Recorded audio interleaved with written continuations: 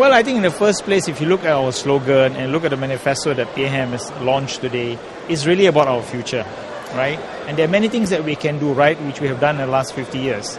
But the one ingredient that we cannot ignore is really good quality leadership. If we want to sustain Singapore, as we have done so in the last 50 years, for the next 50 or even 100 years, we need to put a new team in place. And he is right. As you go forward, the situation will get more complex, the challenges will be more intricate, and you really need people who are capable, who can rise to the occasion. Unfortunately, the lead time may be too short. They only have about 10 years, as what PM has said earlier. And so we need to give them time to build up. And I think this is something which Singaporeans must take cognizance of. This is not about another HDB block or another upgrading, which we can always think of. This is about securing our future together, ensuring that everything that we do sustain the idea of Singapore and the survival of the state of Singapore. So I think this election is a very important election. So as PM has mentioned, the leadership issue is the most critical issue. It is the center of our manifesto. Everything else is supporting it, but without the core, we cannot do everything that we want to do in terms of the good programs that we have for healthcare, education, housing, and what have you.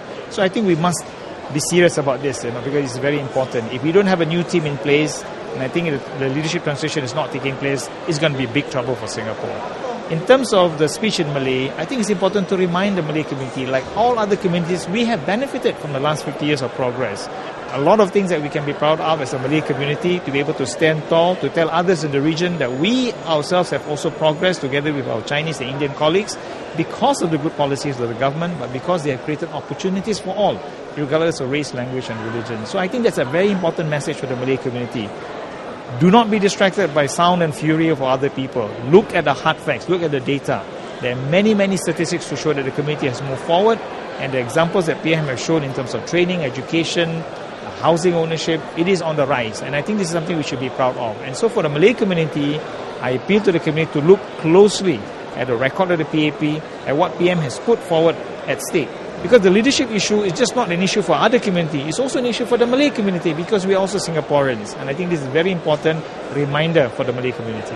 While I've given an interview to explain the process of selection, we interviewed more than 60 Malay candidates, and they come from a cross-section of background. We had lawyers, we have doctors, we have engineers, we have scientists, we have, of course, educators, we have unionists.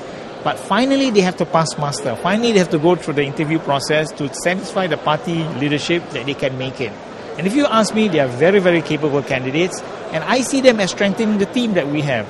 2 will be retiring, Speaker Abdullah and Dr. Ahmad Magad. The replacement is more than capable of filling their places. But for me, the team of 12 Malay MPs that we have now is very strong, very capable. If you look at the track record on the ground, they're all doing their job, they're all doing their work.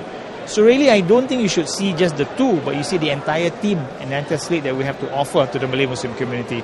I'm proud of the Malay MPs that we have. I'm proud of these 2 because we interviewed them through the Malay MPs, and we were certainly keen on them as among other candidates that we have recommended to the party leadership, and we are thankful that they have passed muster, because that means not only they have been cleared by the Malays MPs, but they also be cleared by the Chinese and Indian MPs, more importantly by our Prime Minister. So that I think is an important endorsement, and we shouldn't ignore that altogether, that the Prime Minister himself selected these 2 with the other members of the CEC, means that endorsement is the endorsement at the highest level of government, highest level of the party in Singapore.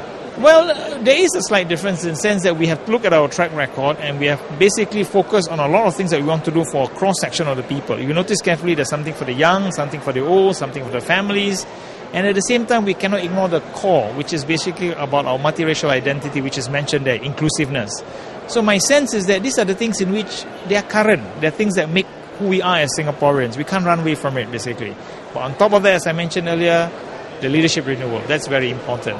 That manifesto can only be implemented for the coming years with a new core team at the helm, together with Prime Minister, to make sure that we can implement all these programs. How would you rate the PAP's manifesto without the Workers' Party?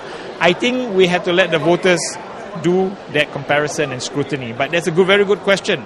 I would urge our voters to look at all the manifestos and study and ask the right questions. And the right question is about how this is going to be paid, how they're going to lead this, and how they can implement this. Because we need to know, because that's very important. Okay? Ken, boleh?